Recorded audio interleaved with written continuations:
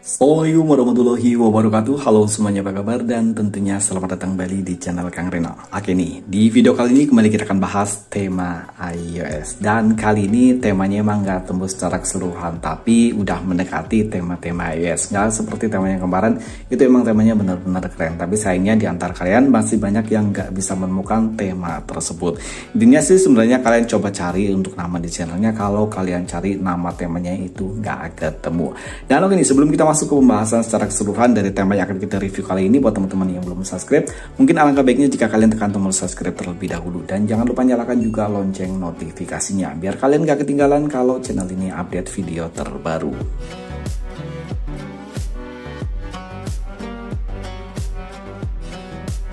Dan oke nih, ini adalah rekomendasi tema iOS yang pertama. Untuk rekomendasi tema mirip iOS yang pertama ini secara keseluruhan menggunakan warna gelap, termasuk untuk icon pack-nya. Ya, untuk icon pack-nya emang untuk warna dasarnya putih, tapi menggunakan list warna hitam.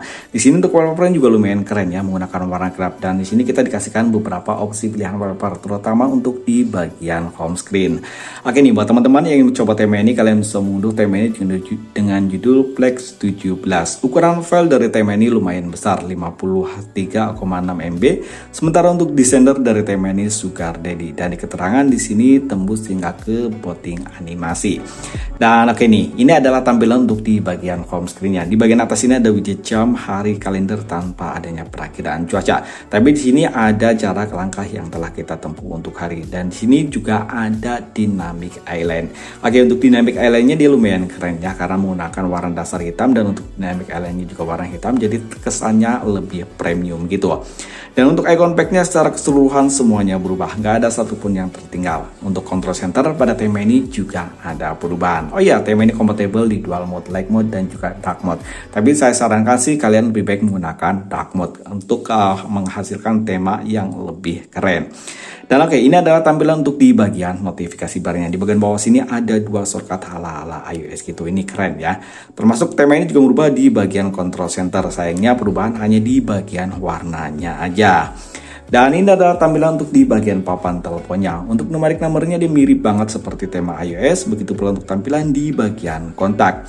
Detail kontak pada tema ini juga ada perubahan. Dan ini adalah tampilan untuk di bagian aplikasi pesan sistem. Dan ini musiknya masih jalan ya, kita matikan terlebih dahulu. Dan oke, ini adalah tampilan untuk di bagian balon catnya. Oke, untuk setelan atau setting pada tema ini ada perubahan, walaupun perubahannya nggak begitu ketara. Atau secara desain dari tampilan di MIUI 14.5 ataupun 14.2, itu untuk tampilan di bagian ikonnya ini lumayan keren ya, hampir mirip-mirip seperti iOS. Cuma bedanya kalau untuk iOS di sini ada logo dari sang pemiliknya ya, ataupun profil. Reasonnya pada tema ini sayangnya dia masih menggunakan tampilan yang standar. Untuk indikator baterai dan juga bar sinyal, tema ini perubahan nggak begitu signifikan. Dan untuk mengganti wallpaper di bagian home screen, caranya kalian cukup mengetik di bagian sini. Dan di sini banyak banget pilihan wallpaper, dan hampir keseluruhan untuk wallpapernya dia menggunakan warna gelap. Keren-keren ya wallpapernya. Dan oke nih, sekarang kita akan lihat untuk tampilan di bagian lock screen. Oke, sayangnya untuk di bagian lock screen dia wallpaper yang kita terapkan di bagian home screen, dia untuk di bagian lock screen-nya nggak mengikuti. Tapi kalian bisa men-settingnya. Tap di bagian bawah sini secara 2 kali, dan di sini ada pilihan wallpaper, custom wallpaper, dan juga depth wallpaper. Untuk depth wallpaper dia mengikuti wallpaper yang kita terapkan di bagian home screen, dan ini akan terlihat lebih keren. Jadi kalian nggak pusing-pusing untuk cari wallpaper ataupun cari tutorial cara menerapkan wallpaper di bagian lock screen. Oke, untuk pilihan widgetnya di sini ada beberapa pilihan widget yang bisa kalian terapkan, dan untuk widget yang kalian terapkan di bagian lock screen, secara otomatis widget yang ada di bagian home screen akan mengikuti widget yang ada ataupun tampilan widget jam yang ada ataupun yang kalian terapkan di bagian lock screen. Dan oke, untuk shortcut dari pemutar musik ini keren, mirip banget seperti iOS.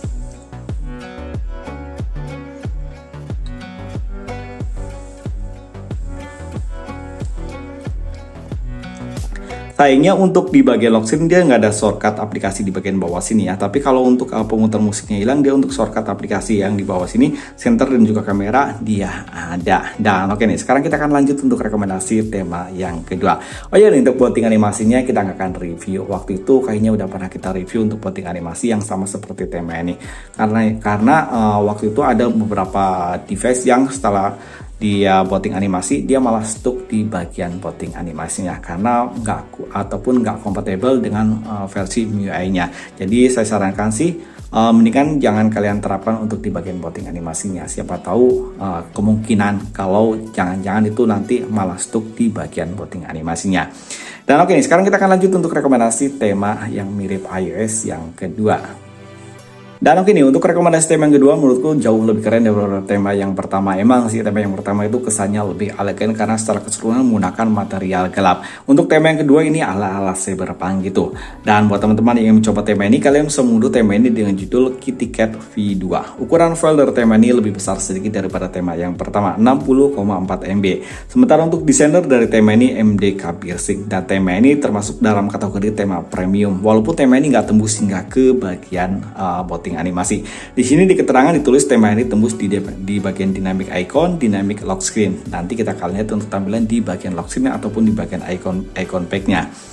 Dan oke, di bagian atas ini ada widget jam, dan ini widget jamnya bisa kalian custom, terutama dia di bagian lock screen-nya. Untuk icon pack-nya secara keseluruhan hampir mirip seperti icon pack standar, tapi untuk icon pack-nya ada beberapa icon pack yang mirip seperti icon pack iOS. Control center pada tema ini ada perubahan, begitu pula untuk tampilan di bagian indikator baterai dan juga bar sinyal. Dan untuk sinyalnya di sini udah 5G gitu ya, ini lumayan keren. Dan ini adalah tampilan untuk di bagian notifikasi barnya. Untuk di bagian papan telepon pada tema ini yang pasti ada perubahan, walaupun gak se-ekstrim tema yang pertama tadi. Di sini untuk nomornya hanya membulat aja, tapi nggak ada DNA dari tema iOS yang sesungguhnya. Detail kontak pada tema ini juga ada perubahan, dan ini adalah tampilan untuk di bagian aplikasi ya, pesan sistem. Di sini masih menggunakan tampilan yang standar. Begitu pula untuk tampilan di bagian setelan ataupun setting. Dan oke nih, untuk kontrol volume pada tema ini bagusnya dia udah berubah. Dia udah mengadaptasi kontrol volume dari tema iOS yang terbaru, yakni agak sedikit kecil dan dia posisinya nggak simetris di bagian tengah. Ada lebih ke sebelah kanan gitu. Saya sih suka dengan tampilan kontrol volume yang seperti ini. Untuk reasonnya pada tema ini nggak ada perubahan, sama seperti tema yang pertama. Nanti kita akan lihat untuk tampilan di bagian lock screen, dan ini adalah tampilan untuk di bagian lock screen-nya. Untuk di bagian lock screen di sini masih menggunakan wallpaper yang sama, ada widget yang sama untuk karakternya, tapi bisa kalian kostum. Dan sayangnya di bagian bawah sini nggak ada shortcut ataupun aplikasi widget atau aplikasi apapun di bagian bawah sini. Dia polos saja, nggak seperti tema yang pertama. Kalian bisa mengetap di bagian bawah sini. Di sini ada wallpaper, kalian bisa geser. Di sini ada dari left wallpaper effect ya. Dia nanti ada efek-efek kayak semacam gitunya. Dia audio mode-nya juga ada. Dan di sini kalian bisa kostum untuk audio mode-nya. Dan ini nanti kita akan bahas lebih lanjut di mungkin di video kedua, karena kalau kita bahas sekarang ini dia nanti videonya akan terlalu panjang ya. Intinya sih untuk pembahasan di bagian sini hampir sama seperti tema-tema iOS yang udah pernah kita bahas.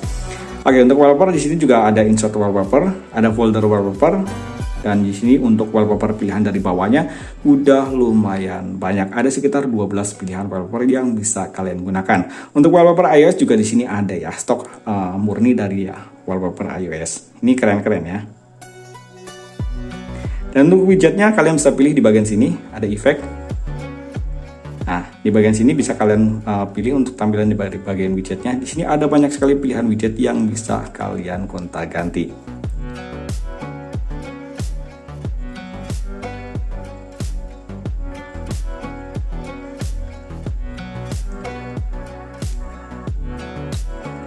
Dan sayangnya untuk wallpaper yang kita terapkan di bagian lock screen, dia nggak secara otomatis pindah ke bagian home screen. Kalau yang tema yang pertama tadi, kalau kita terapkan wallpaper di bagian home screen, maka untuk wallpaper yang ada di bagian lock screen, dia akan mengikuti wallpaper yang kita terapkan di bagian lock screen. Dan oke, itu tadi dua rekomendasi tema mirip iOS. Tulis pendapat kalian di kolom komentar, dan jangan lupa like jika kalian suka dengan video ini, dan jangan ragu untuk dislike jika kalian tidak suka. Sampai ketemu lagi di video berikutnya. Assalamualaikum warahmatullahi wabarakatuh.